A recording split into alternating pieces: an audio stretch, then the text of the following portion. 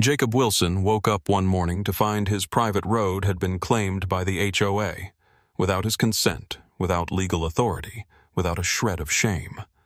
They slapped up signs, installed surveillance cameras, and sent him a letter demanding he pay them to use his own land. Karen Brooks, the HOA president, was smug, untouchable, convinced that Jacob was just another homeowner who would cave under pressure. She laughed when he protested, dismissing him with a condescending, "Just follow the rules, and everything will be fine." But Karen had made a fatal mistake. She assumed Jacob didn't know his rights. What happened next shook the entire community. By the time Jacob was finished, Karen's empire had collapsed, the HOA was in shambles, and the truth behind their corruption was exposed for everyone to see. But let's start from the beginning. Jacob Wilson had built a life he could be proud of. A decade ago, he purchased a peaceful stretch of land away from the noise and restrictions of suburban developments. He built his home with his own hands, choosing every brick, every board, making sure it was truly his. And leading up to that home was his road. One he had paved himself, paid for out of his own pocket. A private road, legally documented, unquestionably his. Mornings like this reminded him why he'd chosen to live out here. The air was crisp, the scent of pine lingering from the trees that lined the road. The sun stretched golden fingers across his property as he sat on the porch with a steaming cup of coffee. Peace. Freedom. His land, untouched by anyone else's rules. Until that letter arrived. A thick envelope, stamped with the HOA's official emblem, lay on his kitchen counter. He opened it without a second thought, expecting some generic neighborhood notice. But as his eyes scanned the words, a slow, creeping anger started to build in his chest. The letter was short, blunt, and, to put it plainly, outrageous. Dear Mr. Wilson, as of this notice, your private road has been reclassified under HOA jurisdiction for community use. As such, it must adhere to HOA regulations, including maintenance requirements, approved vehicle access, and aesthetic guidelines. You are also required to contribute to community upkeep fees moving forward. Jacob's grip on the paper tightened. This had to be a mistake. He wasn't part of any HOA. His property wasn't within their boundaries. He had bought this land specifically to avoid bureaucratic nonsense like this. Still, mistakes happened. Maybe this was some clerical error. Maybe they had mixed up his address with someone else's. Jacob decided to call and clear things up. The HOA's number rang twice before a woman answered. Her voice was chipper but carried that distinct artificial politeness that immediately put Jacob on edge. Homeowners Association, this is Karen Brooks. How can I assist you? Jacob exhaled, steadying himself.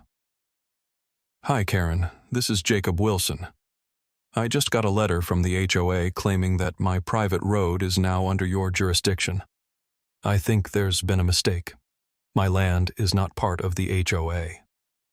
There was a slight pause, then a short, amused chuckle. Oh, Jacob. The way she said his name felt patronizing. There's no mistake. The community has expanded, and the board determined that your road is now essential for access. It's for the good of the neighborhood. His stomach twisted. Determined? By whom? Karen, my property is private. I have the deed. I have the paperwork. Yes, I'm sure you do, she interrupted with a light laugh. But really, does it matter? Just follow the rules and everything will be fine. Jacob's pulse pounded in his ears. Follow the rules? Their rules? On my land? She spoke as if this was already decided, as if he had no say in the matter, as if he was just supposed to accept that they could take what was his. A deep, slow anger burned through him. This wasn't a mistake. This wasn't a misunderstanding. This was a power move. And if they thought he was going to roll over and let them take his land without a fight, they had no idea who they were dealing with. Jacob thought refusing the HOA's outrageous demand would be the end of it. He had made himself clear. His private road was not up for negotiation. But the HOA had other plans. The next morning, Jacob stepped outside with his usual cup of coffee, ready to enjoy the peaceful start of his day. The moment he looked down the road, however, his stomach twisted. Bright, bold signs had been placed along his road overnight. Private property. HOA access only. His jaw clenched. HOA access. On my land? He marched toward the nearest sign, yanking it out of the ground. The metal stakes scraped against the dirt, but the sign was firm. It hadn't been casually placed. Whoever had installed it had meant for it to stay. Then, his eyes caught something else. Something even worse. Mounted high on the trees lining the road, several brand-new surveillance cameras stood, their lenses pointed directly at his driveway. HOA had installed cameras on his private property without so much as a word to him. Jacob's pulse pounded in his ears. This wasn't just a clerical error anymore. This was a deliberate power play. Later that afternoon, as if on cue, another letter arrived in his mailbox. This one was more aggressive. It stated, in no uncertain terms, that Jacob was now required to register with the HOA and comply with their policies. It demanded he begin paying monthly maintenance fees for his own road. Even worse, it claimed his neighbors, who occasionally used the road to access their properties, now owed the HOA usage fees. That evening, Mark, his next-door neighbor, stormed onto Jacob's porch, shaking his own copy of the letter. "This is insane," Mark fumed. "They can't just decide your property belongs to them." Jacob exhaled sharply. No, they couldn't. But they were sure as hell trying. But the HOA wasn't done yet. A few days later, after running errands in town, Jacob turned onto his road, only to slam on the brakes. His stomach dropped. Concrete barriers. Thick, heavy blocks had been placed right in the middle of his driveway, physically preventing him from reaching his own house.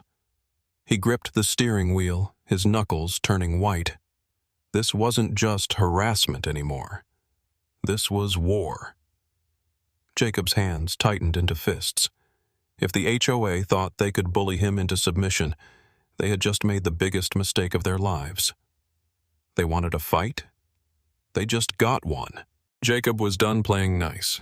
If the HOA wanted to push him, they were about to find out exactly how stubborn he could be. They had trespassed on his land, harassed him, and even blocked his own driveway. Now, it was time to hit back. Early the next morning, a construction crew arrived, trucks rumbling down his private road. The workers unloaded heavy steel beams, and by noon, a massive steel gate stood at the entrance to his property.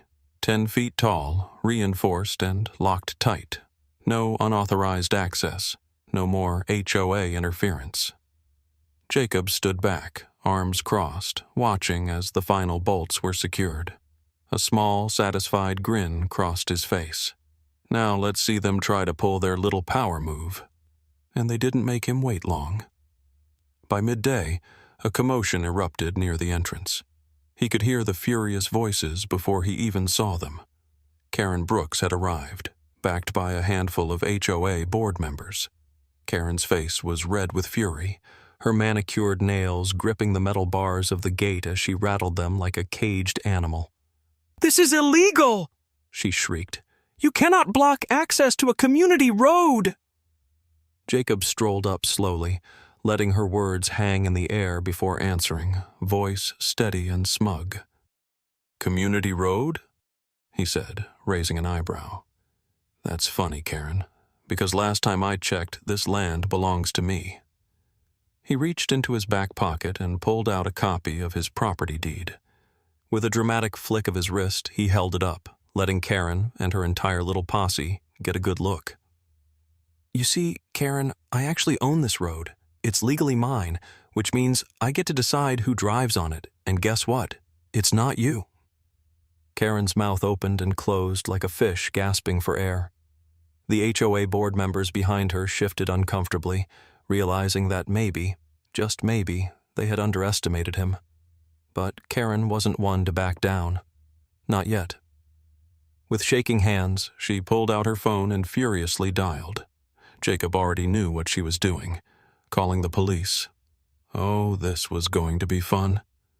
A few minutes later, 2 officers pulled up to the scene, stepping out of their patrol car with calm, assessing gazes. Karen stormed toward them, practically spitting venom as she pointed at Jacob. "This man is obstructing a community road. He put up an unauthorized gate, and I demand you make him take it down." The officers exchanged glances before turning to Jacob. He didn't even flinch. "Actually, officer," Jacob said smoothly, handing them his deed and property records, "this land is private. I have full ownership. HOA has 0 jurisdiction here." The officers scanned the documents, nodding as they read through the legal paperwork. After a moment, one of them looked up and turned to Karen. "Ma'am," the officer said, his tone neutral but firm, "this property is privately owned. The HOA has no legal authority over it." Karen's face drained of color. What? She stammered. But we decided—" "Doesn't matter what you decided," the officer cut her off. "This is not HOA property. He has every legal right to block access." Jacob smirked, crossing his arms again. Checkmate. Karen stood there, fists clenched, jaw trembling with rage. She had lost.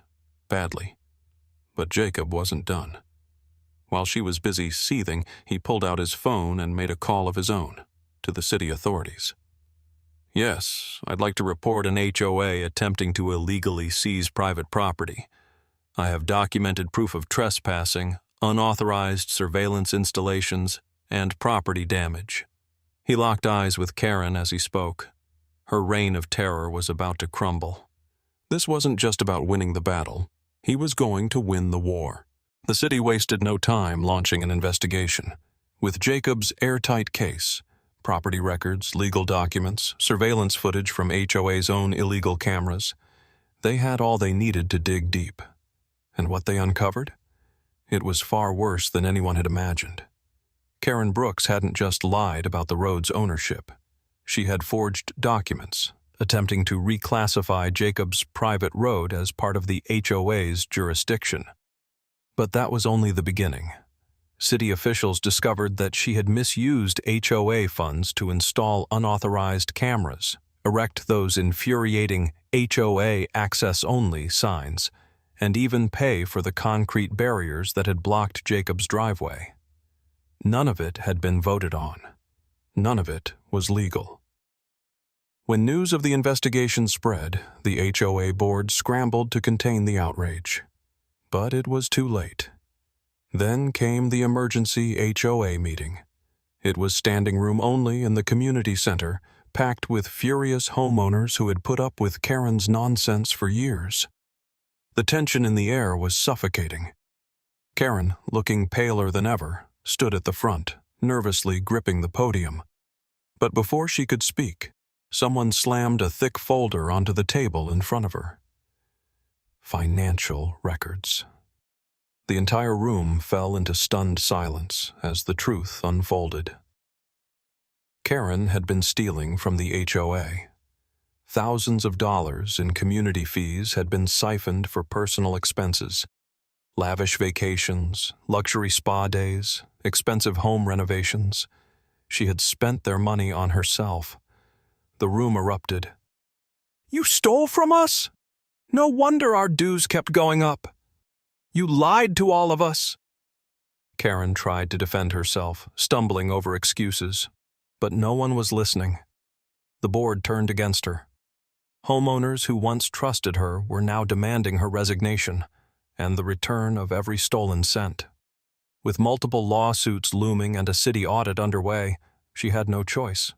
Under the weight of her corruption being fully exposed, Karen Brooks resigned in disgrace. Meanwhile, Jacob stood by as the aftermath unfolded. HOA workers were forced to remove every illegal sign and surveillance camera. The concrete barriers were destroyed, restoring his unquestionable ownership of the road.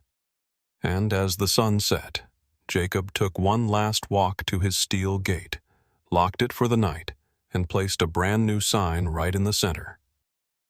Private property. HOA not welcome. He stepped back, hands on his hips, and let out a slow, satisfied breath. The battle was over, and he had won.